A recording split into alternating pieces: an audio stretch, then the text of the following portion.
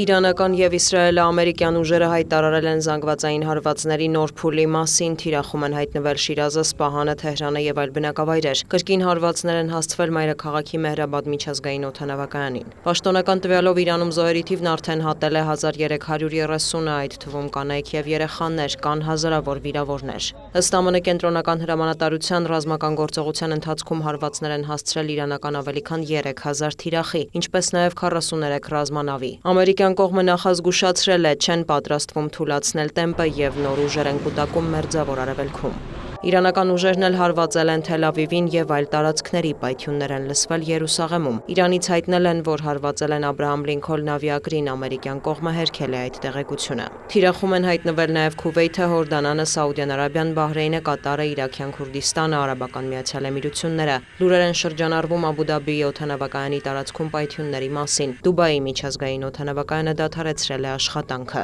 Շարունակվում են ռազմական գործողությունները նաև Լիբանանում։ Հորմուզի նեղուցով նավագնացությունն էլ դեռևս սահմանափակ է։ Վաշինգտոնից տեղեկացրել են, որ ամերիկյան կողմը կարող է անհրաժեշտության դեպքում ուղեկցել նեղուցով անցնող նավերը հնարավոր հարձակումներից պաշտպանելու համար։ Նաև Մերձավոր Արևելքում զարգացումների և Հորմուզի նեղուցի արգելափակման հետևանքով նավթի շուկայում ստեղծված իրավիճակով պայմանավորված ԱՄՆ ֆինանսների նախարարությունը կարող է թուլացնել ռուսական նավթի նկատմամբ նախկինում սահմանված պատժամիջոցները։ Վաշինգտոնից հայտնել են, որ պատերազմը կարող է տևել ևս 4-ից 6 շաբաթ։ Սպիտակ տունը նաև մեկնաբանել է Դոնալդ Թրամփի հայտարարությունը, որ Իրանը պետք է հանձնվի։ Նախագահը, որպես ԱՄՆ զինված ուժերի գլխավոր հրամանատար, ինքը կորոշի, թե երբ Իրանն այլևս սպառնալիք չի ներկայացնում ԱՄՆ-ի համար, եւ երբ էպիկական ցասում գործողության նպատակները կարող են լիովին իրականացված համարվել։ Իրանական կողմի հարվածների ինտենսիվությունն էլ նվազել է 90%-ով։ Ինչ վերաբերում է լուրերին, որ Ռուսաստանն աջակցություն է տրամադրում Իրանին, Լևիթը նշել է, որ դա չի ազդի ամերիկյան գործողությունների վրա։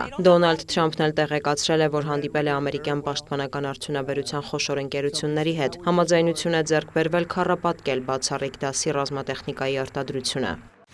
Նախիջևանում օրերս ԱԹՍ-ների հարձակման ֆոնին սրվում է Բաքու-Թեհրան լարվածությունը։ Բաքուն տարհանել է իր դիվանագիտական ներկայացուցիչներին Թեհրանում գտնվող դեսպանատնից և Թավրիզում գլխավոր հյուպատոսությունից։ Ադրբեջանական ԶԼՄ-ները գրում են, որ երկրի պետական անվտանգության ծառայությունն էլ կանխել է Իսլամական հեղափոխության պահապանների կորպուսի ծրագրած ահաբեկչական մի շարք հարձակումներ։ Նշվում է, որ թիրախում են եղել Բաքու-Թբիլիսի-Ջեյհան նավթամուղը, Ադրբեջանում Իսրայելի դեսպանատունը, կրոնական համայնքի ներկայացուցիչներ։ Ըստ ադրբեջանական կողմի ԻՀՊԿ-ն Ադրբեջանի տարածք է տեղափոխել պայթուցիկ սարքեր։ Ադրբեջանական պետական ԶԼՄ-ների տվյալով կան ձերբակալվածներ ադրբեջանի քաղաքացիների շրջանում ԻՀՊԿ-ին օգնելու կասկածանքով։ Թեհրանից դեռևս չեն մեկնաբանել այդ տեղեկությունը։ Նախիջևանի շուրջ ստեղծված իրավիճակը հեռախոսազրույցի ընթացքում քննարկել են Իրանի և Ռուսաստանի նախագահները։ Մասուդ Փեզեշքյանը հայտարարել է, որ Թեհրանի կողմից Ադրբեջանի վրա հարձակման մասին պնդումը թշնամիների դավադրությունն է։ Ես կտրականապես հերքում եմ դրանք։ Թշնամիների նպատակն է